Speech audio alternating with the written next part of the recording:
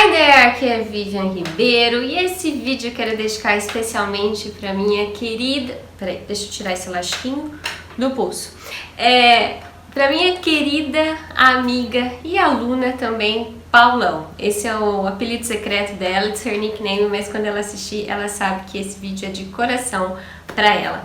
Então vamos lá que nesse vídeo você vai aprender de uma vez por todas como fazer perguntas em inglês. Então a primeira coisa que eu tenho que te falar é, todos esses anos dando aula, uma coisa que é fundamental: não faça perguntas em inglês usando ou começando com you. Não existe pergunta em inglês começando com you. Então vamos ver aqui um primeiro exemplo. Usando o básico, aquele verbo que todo mundo ama ou odeia, o verbo be. Então, you are Brazilian. You are Brazilian. Uma frase começando com you, seguindo essa estrutura que eu coloquei aqui, ela só pode ser afirmativa. Mesmo que você faça toda aquela cara, aquele jeitão, até um dedo assim, a sobrancelha, you are Brazilian, essa frase só pode ser, desculpa se eu vou quebrar o seu coração com essa notícia, afirmativa. Ela não é pergunta. Então, como é que eu transferiria, como é que eu vou transformar isso em pergunta? Se tem o verbo be ali, é só passá-lo para frente, vai ficar Are you Brazilian? Are you Brazilian? Aí sim, tá com cara de pergunta, com jeito de pergunta e efetivamente é uma pergunta. E claro, então você vai pôr question mark, intonation e verbo be na frente. Are you Brazilian? Are you Brazilian? Are you Brazilian? E aí a entonação depende do que você está querendo dizer. Mas essa sim é uma pergunta. Vamos ver mais um exemplo que acontece muito. A pessoa conversando comigo, ou ali a gente entrevistando um aluno, tentando ajudar, ou numa simples conversa, you have children? You have children? De novo, por mais que você coloque a mão na cintura, franze a sobrancelha, põe a mão no queixo, essa frase só pode ser, mais uma vez, guess what? Afirmativa. Para que você pergunte se a pessoa tem filhos, você vai ter que falar do you have children? Do you have children? Do you have children? Ou se você está muito surpreso, do you have children? Como assim? Não sabia, já aconteceu comigo. Eu tinha um colega, um conhecido que tinha todo jeito de solteiro, não falava de esposa, não falava de filhos, e até que um belo dia eu encontro na cidade, né, no centro. Falar na cidade é bem típico aqui da minha região, a gente fala na cidade, é no centro, tá? Coisa de cidade pequena. Quem é aqui da região vai entender. E se você é daqui da região e entendeu e também fala na cidade, deixa aqui no comentário que eu quero saber se você também fala. Enfim, eu encontrei num lugar com a esposa e filhos e eu fiquei, what the fuck? Como assim? Então foi uma surpresa. Mas se eu quisesse perguntar em qualquer ocasião, qualquer situação, para quem quer que fosse, se a pessoa tem filhos, do you have children? Do you have children? Tenho que colocar o do aqui para fazer perguntas. E aí você fala, Vivian, mas eu aprendi lá numa lista de alguém que me deu uma lista dos 100 verbos mais comuns que eu tenho que decorar em inglês, e aí eu decorei que do or to do é fazer. E então, como assim do you have children? Ok, legal, mas por isso que eu não gosto de listas avulsas para serem decoradas, porque não fazem sentido, pois não tem contexto. Nessa frase do you have children, o do só tá aqui com um objetivo: indicar que é uma pergunta. Ele não tem significado nenhum, ele não significa fazer, ele não significa nada, a não ser indicar que vem uma pergunta. Eu acredito que quem inventou essa estrutura lá do inglês em tantos séculos, não sei quando exatamente atrás, mas há muito tempo, os linguistas fizeram isso justamente para quê? Para que quando o nativo escutar um do, ele se preparar. Aí vem pergunta. Quem estuda espanhol, ou quem gosta de espanhol, ou quem fala espanhol, percebe que quando eu vou fazer uma pergunta em espanhol, eu coloco uma question mark de cabeça para baixo no começo e uma na posição normal, no final. E uma vez eu perguntei para minha professora de espanhol, mas por que essa interrogação no começo de cabeça para baixo? É só para complicar nossa vida no teclado. E ela falou, para que o nativo, o falante, ao ler aquilo, saiba que já se prepare para uma pergunta. Então eu acredito que o do tem a mesma função no inglês. Do or does, quando for terceira pessoa, já vou dar um exemplo aqui, serve para indicar para o falante, né, o nativo, que question coming, pergunta chegando. Por exemplo, does she have children? Does she have children? Does she have children? Ela tem filhos? Ou ele, does he have children? Does he have children? Então o do, does aqui indica simplesmente que tem uma pergunta vindo e que eu preciso estar preparada para isso. Do para aqueles pronomes, não é o caso, não vou entrar aqui nesse vídeo, e does para a terceira pessoa, he, she, it. Ok? Tudo bem? E aqui, então, do, mais uma vez, não faz sentido, não tem o significado de fazer, mas simplesmente auxiliary verb. É um verbo auxiliar, só tá ali para fazer pergunta, ok? Vamos continuar. Mas, de novo, lembra aquela situação que eu contei, que eu encontrei meu colega lá, com a família, com os filhos, e eu, you have children! Então, numa situação de extrema surpresa, como eu fiquei, você poderia usar aí, de repente, um exclamation e question mark, sem you do, né, pra, nossa, você tem filho, meu Deus, não acredito, eu não sabia. Então, excepcionalmente, num caso de extrema surpresa. Do contrário, para a pergunta sempre vai ter que ser do you have children? Do you have children? Ok?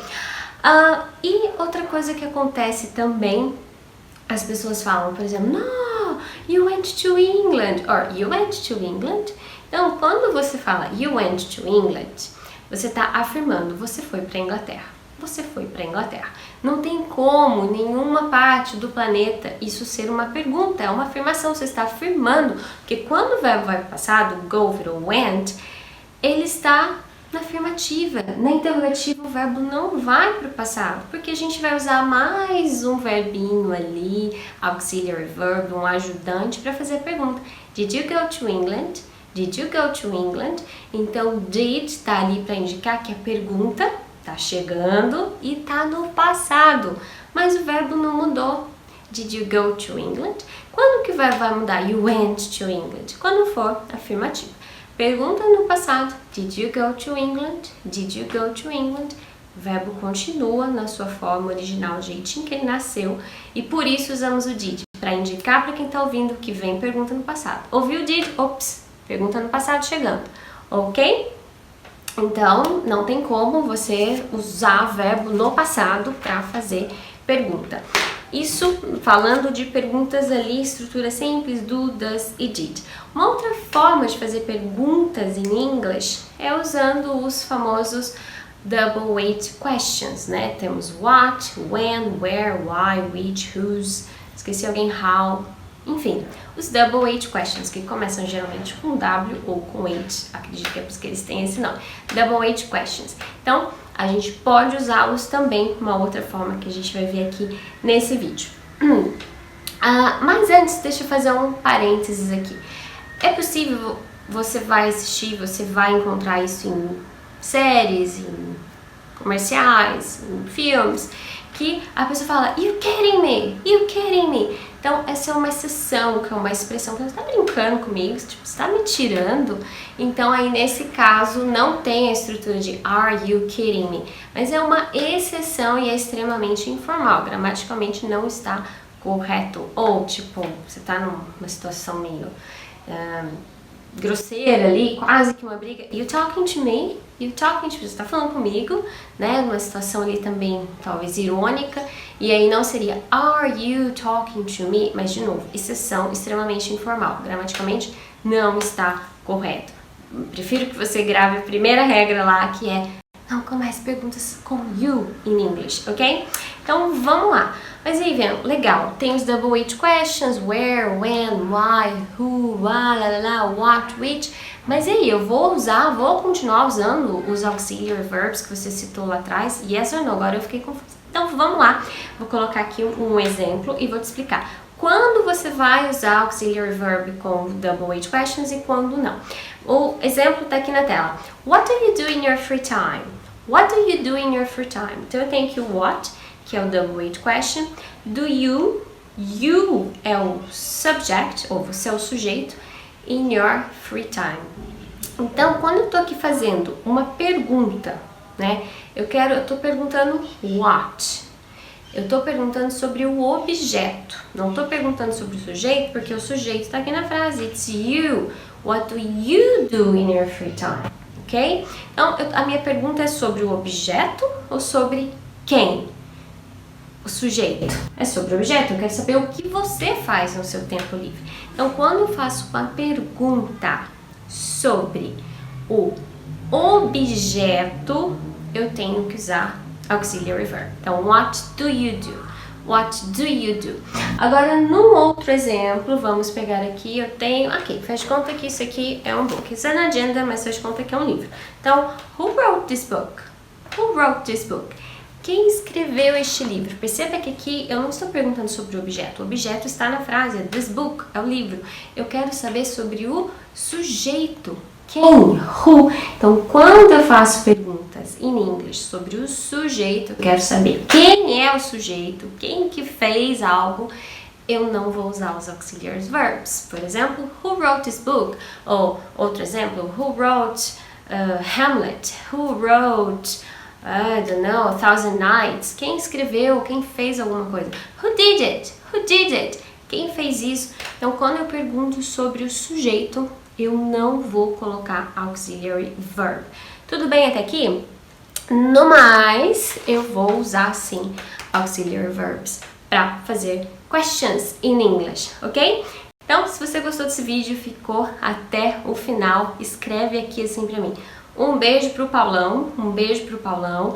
Ela vai ficar super emocionada, essa minha amiga, todo mundo mandando um beijo pra ela. E com isso, eu vou saber que você assistiu o vídeo até o final e gostou. É um sinalizador pra mim, pra que eu continue fazendo vídeos assim, né, dando esse tipo de dica. E também, o que vai acontecer? Vai causar curiosidade em quem entrar no assistir. Um beijo pro Paulão, mas who the hell is Paulão? Quem que é esse Paulão? E a pessoa vai ficar curiosa e vai vir assistir o vídeo também. E com isso, eu ajudo mais pessoas a aprender inglês, a entender como finalmente fazer pergunta em inglês. Você me ajuda, eu te ajudo e assim a gente se ajuda e o mundo fica um lugar melhor e, claro, bilíngue, porque é muito legal falar mais línguas. Então, é isso. Deixe seu like, seu comentário, hashtag um beijo pro Paulão, ou o que quer que você queira escrever aqui, mas é muito importante seu feedback e o seu like. E se você ainda não se inscreveu no canal, sininho, ativa o sininho para que você seja avisado quando tiver vídeo novo. See you! Bye!